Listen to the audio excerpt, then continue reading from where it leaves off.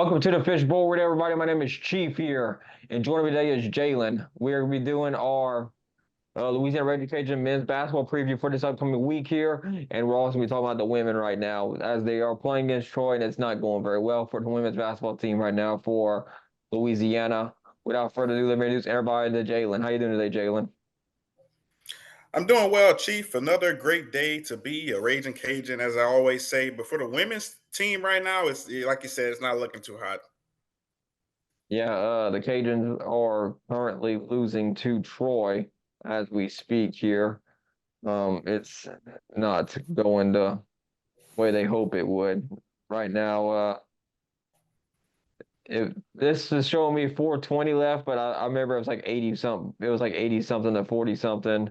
So Troy obviously looking like they're going to have their way against them here, which is kind of disappointing because the women did play very well against James Madison, even though they only lost by 5 points and went to overtime as well there. They did win against Old Dominion on January 4th here. But we did predict them losing to Troy. So as far as Arkansas State looks here, I'm thinking they'll end up bouncing back, hopefully here. All right, okay, the game just ended. I just got a final. Oh, It just ended. is 90 to 44 final. Troy beats the Cajuns here. So yeah, disappointing. Cajuns fall to 1-2 in Sun Belt Conference play. Troy goes on to be 2-1 in Sun Belt Conference play as well. So, um, Jalen, what you thought about the game? I mean, not really good thing going on there, but what you think? It's just a very disappointing game. Not only did they take another L after losing 77 to 72 against James Madison the other night, but they ultimately went to Troy and got obliterated. I mean, it wasn't even close. We said 90 to 44.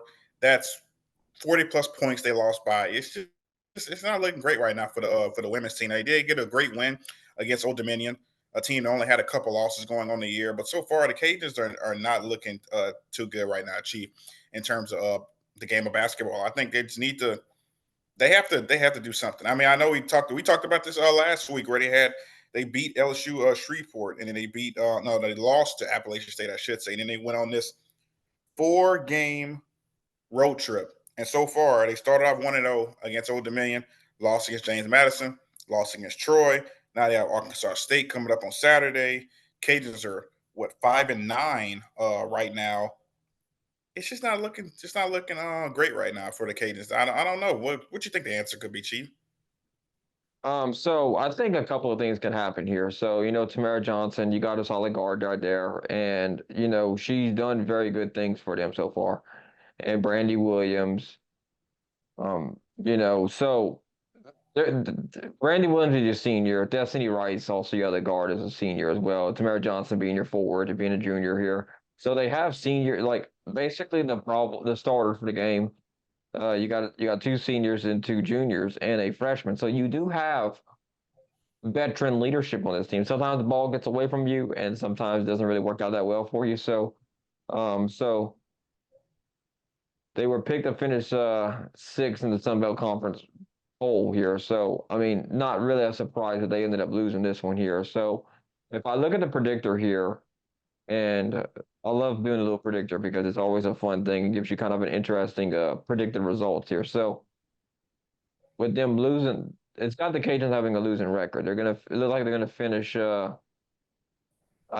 is on Warren Nolan here, so it's not completely like going to give you the complete record here. So there's three more wins that needs to be added to this. So I'm gonna add it for it. Like be 13-15 on the year is what it's predicting for the Cajuns here so far out here and having an RPI of 192, which is not going to get you in the Sun Belt um, conference. I mean, not in the Sun Belt, the NCAA tournament, excuse me. Getting in those games there and doing a very good job there. But look, Arkansas State has got them losing that one here, 61-65.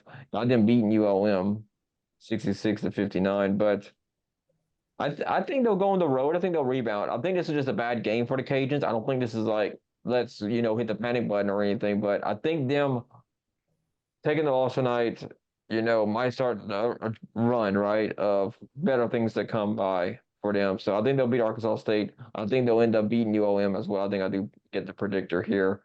And then you got Troy come back on the 20th on Saturday there, and I think they'll end up losing that one. I think Troy just looked like they were the better team definitely here tonight, and I think that is something that we can look forward to and kind of look and see what's going on. Jalen, what you think? No, I agree with you 100%. I don't think it's time for the panic button at all. I think it happens. A team goes on the road. Troy had obviously had all the momentum. I think it's just a bad loss for the Cajuns. I don't think they're going to lose and get embarrassed like they did in this game. It's just just don't see that happening, especially with this team of mixed with a lot of veterans, like you said, a lot of seniors. Tamara Johnson's a junior; she's their best player, and mixing a few freshmen. I think Gary Broadhead is going to get those girls right. They're going to come into Arkansas State. I think they're going to pull out a win. And the good thing for them going forward after Arkansas State, what comes with a 4-game road trip?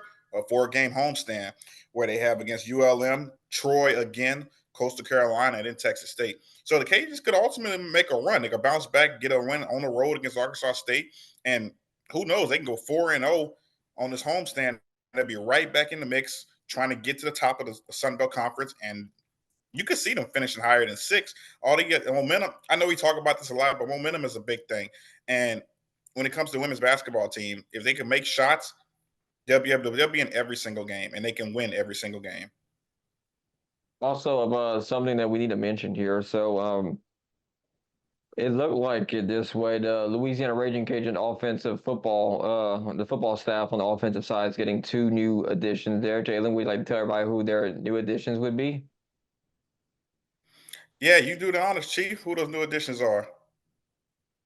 Oh, okay. So if you look at everything, we're gonna have a lot all new offensive line coach for the Cajuns here. So that's gonna be something that's gonna be interesting to see here. The departing Jeff Norris went to Duke, I believe. Ooh, that's interesting. Okay, so LSU is the only school with 3 players on the Wooden Award midseason top 25 watch list with Angel Reese, Anisha Morrow, and Michaela Williams.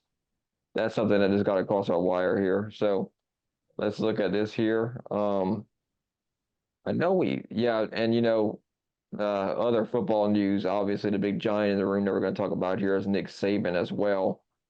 Nick Saban had a great career for Alabama, and also winning that one title at LSU was also another big thing there to talk about. But we'll talk more about Nick Saban later on in this episode here. So I'm trying to give like all this like perspective here. So I just saw it right here pretty soon. We had posted about it yesterday. Oh, Cajun football doing a switcheroo on the schedule with Wake Forest as well. Cajuns will go to Wake Forest instead of Michigan State. That's a schedule update for next year as well. So Steve Farmer is going to be the school's new offensive line coach, and Scott Stoker will be the new inside linebackers coach as well. Farmer has coached the offensive line at Syracuse, Tulsa, Utah State in recent years, and he brings 9 years of offensive coordinator experience as well. So, look, I think being up there and having that much experience on the offensive line is going to be a really good thing for the Cajuns here. Over the years, they're like the kind of offensive line does really well against the opponent they're supposed to. And there's times where they're like inconsistent play, holding penalties, and that kind of undisciplined football kind of stuff really seeps in there and cause them to have trouble. So I think that's one thing that you can look at here with this addition of Steve Farmer going on the offensive side of the ball here. Syracuse, Tulsa, Syracuse being a Power 5 program, very basically noted for their basketball program for sure. Tulsa and Utah State, and bringing all that experience there, I think will really help them up front. Now, Scott Stoker also he coached at ULM at one point during his tenure. I think it was kind of a recent thing here, and I'm trying to remember what year it was. I think it was in I want to say it was. Hmm, Well, I know doing like some research on Stoker. I mean, the guy almost has 30 years of coaching experience, and that's something right that's what there. it was. That's what it that you was. Yeah. bring to a young linebacker core that we'll have for the Cajuns to have for next season. I think he's a great addition. I mean, you always need not only young coaches are going to be around, but as far as these older coaches who have a lot of experience, who've been in these big moments, they know how to get to these players, how to make them better, how to put them in game changing scenarios. I think it's going to be a big boost to the Cajuns defense. Yeah, I think so too. I think if you look at this thing in a certain way here, the Cajuns are in a very like I think do or die year this year for football purposes here, but yeah, that's something we're going to keep an eye on. That's just kind of like some tidbits before we get talking about men's basketball here pretty soon. Um, so the men had a disappointing result to James Madison. They ended up losing that one. They ended up rebounding against that and beating Coastal Carolina 85-77. So right now with the men, I think we're kind of a middle of the pack Sun Belt uh, team this year. I feel like we're not bad. I don't feel like we're good though either. There's opportunities here, like folks might hold on to the ball a little bit too much here at some times and not really distributing it out at the point guard position. But that's something that can be, you can adapt your play style, right? I do think folks want to be like the marquee guy. So I have to fill the role that Jordan Brown had last year, and I have to distribute as much here. But that in that Sun Belt tournament game last year he really led the Cajuns to win that game because, Brown was kind of getting double teamed, even triple teamed on some possessions for the Cajun men's basketball team. And, folks went in there in the Sun Belt tournament, made the shots he needed to make, and he did a really good job with those there. So, looking at Troy, going on the road at Troy here, I think the men's team can beat Troy. I feel like they're good enough to do it here. But you can't play like you did against Marshall and expect to win or even James Madison shooting poorly from the field there. But if the Cajun defense can do very well, getting the opponent's face, make it up for them, making them uncomfortable. I think the Cajuns will take care of business against Troy and Arkansas State. I think that actually I'm gonna predict them to take both of these games here, and then head into the next week against Texas State and probably end up beating Texas State as well. Troy is 6-6 on the year. Arkansas State 6-9. I got them winning both right now. The Cajuns RPI wise. We're at 149 right now. Strength of schedule is 171, so it's typically a little bit weaker here. So, and with you know Troy being at 229 and Arkansas State at 259, they fall in that quadrant three category so far in net ranking and stuff. So, in RPI ranking, they're quadrant three as well. So they're 1-3 so far this year. The Cajuns are so.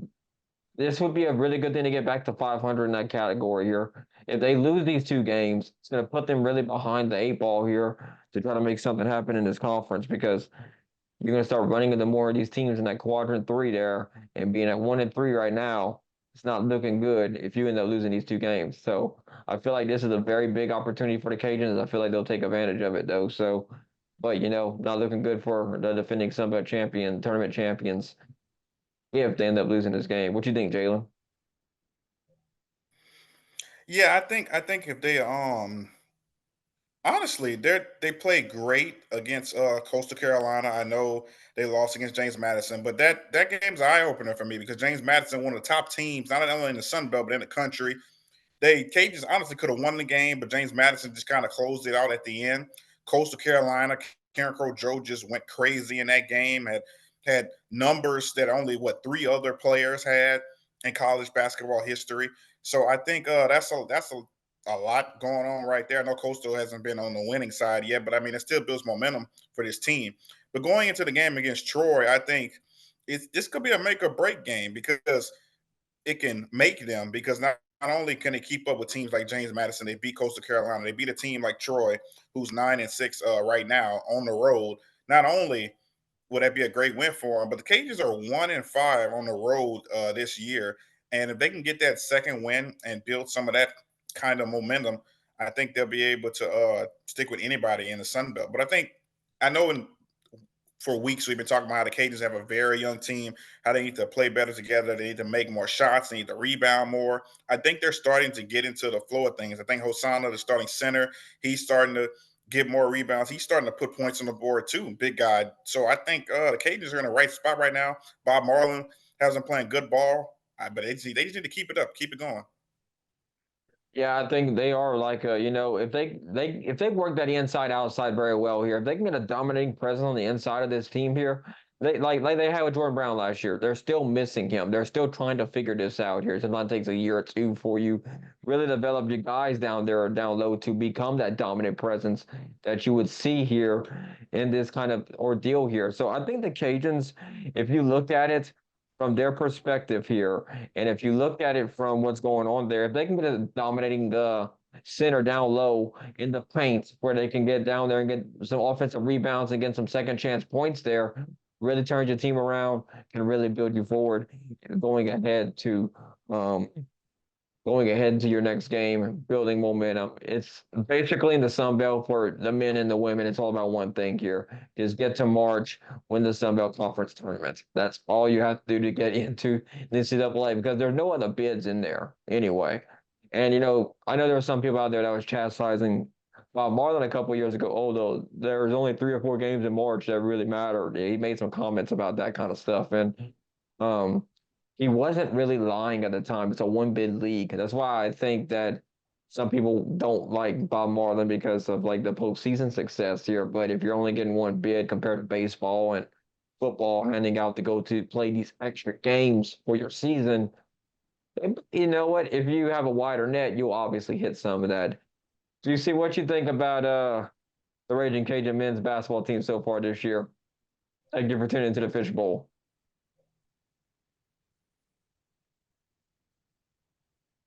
Hey, Juicy, you hear us?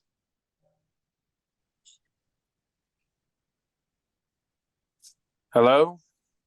Hey, I got you. What's up? You got me? Yeah, I hear you. You hear me? Yeah, hey. Yeah, I'm pulling up the I'm pulling up UL schedule. I'm running behind. I'm pulling up their schedule and stuff right now. All Okay, that. look, I just won't worry about you right now. I'll cut this part out, okay? All right. So all right, let me go back. So Jalen, like what you think about the inside outside kind of thread that the Cajuns could potentially have and develop for the Sun Belt Conference tournament? Well, like you said, in the past, the Cajuns had Jordan Brown. They don't have Jordan Brown now. Themis Folks is kind of taking that leadership role. Kobe Julian is more of the scorer, and Joe Charles is kind of like the all around guy. But when it comes to the inside out game, I mean, Hosanna, he's new to the team. He's plugged into the starting lineup because he's a great player. I mean, I've seen him firsthand seen him at some of the games where they throw him the ball. He's bullying guys inside. He's shorter than what Jordan Brown was, but he's bigger. He has more muscle. I just think the ground and pound inside is the way to go for the Cajuns because they give Hosanna the ball and they double team him. That's what he's going to do. He's a great passer. He's going to dish it out to Kendra Garnett. He's going to make the three. He's going to dish it out to Kobe Julian. He's going to make the three because those guys can shoot. So it's like it's going to work for the Cajuns, especially when it comes to these Sun Belt games right now. And yeah, like the guy said, it only 3 or 4 games matter when it comes to March because only one team could get in. It's only one bid. But at the same time, you have to develop your team from day one because you can't go in with the mindset saying, oh, okay, these are the only games that matter. We're only going to play good in these. But then when you get to the tournament, you get absolutely embarrassed if you make it. That's if you make it. So I think that the inside out game is a big thing for the Cajuns, especially this year with having a young team. Hosanna out there in the paint. Once he gets the ball, he goes and does his thing. And if he doesn't, somebody be open for the shot because the team is full of shooters. So I think this year we're going to see as we get deeper into Sun Belt play how that is successfully working for the Cajuns so far. Yeah, so like we said before many times here, just to kind of like look at this thing here and how it's going here. I think the Cajuns here, I think they'll eventually get it right. I think they'll beat Troy. I think they'll beat Arkansas State. They And have a as lot. we They have a lot of the new next, guys on the team. It's a yeah, younger team. You can tell they're missing Jordan Brown from last year and all that, though. yeah, that down low presence, like that's just something Mm-hmm. like I think They're Texas lacking that State. big man physicality. we'll see what happens down the road here. But thank y'all for tuning into the Fishbowl Radio here. I hope you have a great, wonderful day. And we'll see y'all here next time here on the Fishbowl Radio.